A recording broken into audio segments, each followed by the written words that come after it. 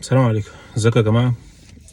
فيديو عايز اشارك فيه معاكم شوية اخبار كده مهمة ليها علاقة بالتوظيف، خصوصا الناس اللي موجودة في كندا او جايين على كندا وعايزين يشتغلوا في المجال بتاعهم اللي هم كانوا شغالين فيه قبل كده او مجال دراستهم.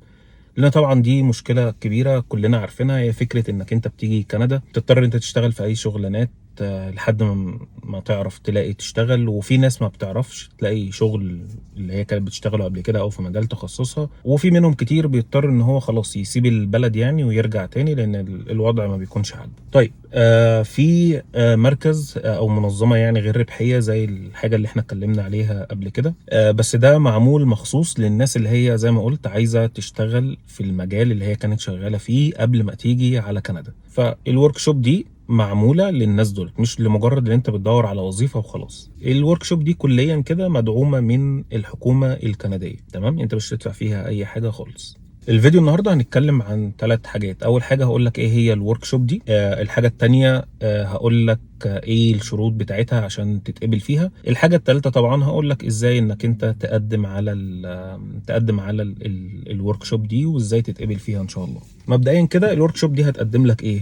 اول حاجه بيقول لك والله لو انت عايز تشتغل في المجال بتاعك، فاحنا هنساعدك بده، بحيث ان احنا هنفهمك السوق الكندي ماشي ازاي في المهنه بتاعتك دي بالتفصيل عشان تعرف تلاقي شغل. الحاجه التانيه بيقول لك كمان ان هو هيساعدك انك انت لو المهنه بتاعتك دي ريجوليتد ومحتاجه رخصه، هيساعدك انك انت تطلع الرخصه دي، هيساعدوك انك انت تطلع الرخصه دي، لان في مهن لازم تكون معاك رخصه مزاوله المهنه. بعد كده بيقول لك هنساعدك كمان ان احنا نلاقي لك وظيفه او يخليك تلاقي وظيفه. مش بس كده، الاهم بقى من ده ان هو هيساعدك ان هو هيوصلك بشركات او اصحاب عمل بشكل مباشر، ودي نقطة القوة في الموضوع. مش بس هيساعدك ان انت تدور على وظيفة وخلاص. حاجة كمان مهمة، بيقول لك ان انت مثلا لو في دورة محتاجها، كورس، حاجة زي كده، هو كمان هيساعدك في التمويل ده. بس دي بصراحة انا مش فاهمها قوي، يعني هل هو هيدي لك الفلوس، المركز ده هيدي لك الفلوس، ولا هو اللي بيعرض الكورسات، ولا هو هيجيب لك فند من الحكومة؟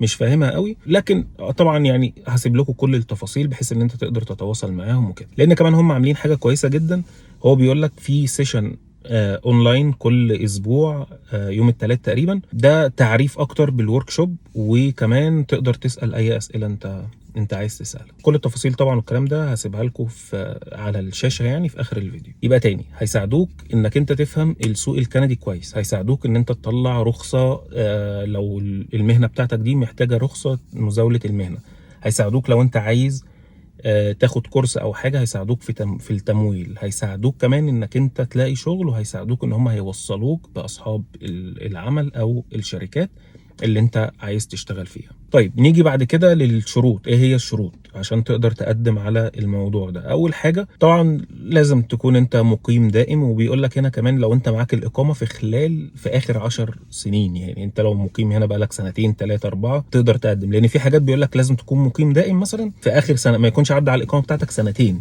تمام؟ لكن ده بيقول لك لو في لو انت مقيم دائم بقالك فتره طويله. طيب بعد كده اللغه، بيقول لك لو انت المهنه بتاعتك دي ريجوليتد لازم يكون اللغه بتاعتك CLB 6، ولو المهنه دي unregulated لازم تكون CLB 5. في الحالتين CLB 5 و6 مش رقم كبير قوي يعني. بعد كده تعالوا نتكلم من شروط الخبره العمليه. قال لك لو انت المهنه بتاعتك ريجوليتد لازم يكون معاك خبره سنه قبل ما توصل على كندا. يعني مثلا لو انت مهندس ما ينفعش تكون مخلص هندسه وجاي، او ما عندكش خبره وجاي، او مش عارف تثبت خبره وجاي. لازم تكون تقدر تثبت الخبره دي ان انت اشتغلت مثلا سنه قبل ما تيجي. طيب لو انت مهنتك unregulated، في الحاله دي انت محتاج خبره سنتين قبل ما توصل على كندا عشان تقدر تدخل الورك شوب دي. بعد كده بيقول لك انك انت ممكن تكون تقدم على الورك شوب دي لو انت حتى موظف وشغال دلوقتي حاليا، او لو انت مش موظف اصلا ويعني ولسه بتدور على شغل. ففي الحالتين تقدر تقدم، لان في ورك شوبس بيقول لك لو انت موظف ما ينفعش ان انت